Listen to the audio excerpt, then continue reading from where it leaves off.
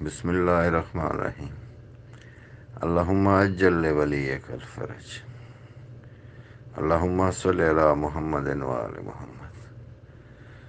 مومنین اکرام، یہ سامنے مسجد غمامہ ہے۔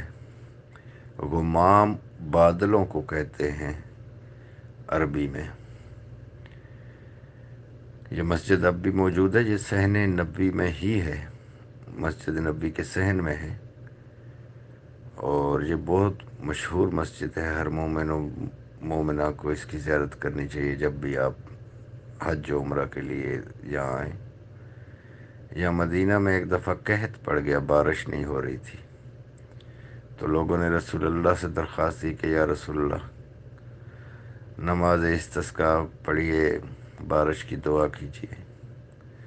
تو رسول اللہ نماز تو انہوں نے پڑھائی، لیکن اپنے ساتھ اپنے نواسے امام حسین علیہ السلام کو لائے تھے، اور اپنی گود میں اٹھا کے جو دعا کی اس کے الفاظ یہ تھے۔ رسول اللہ نے فرمایا، اللہ تجھے واسطہ ہے میرے حسین کے چہرے کا، باران رحمت کا نزول فرما۔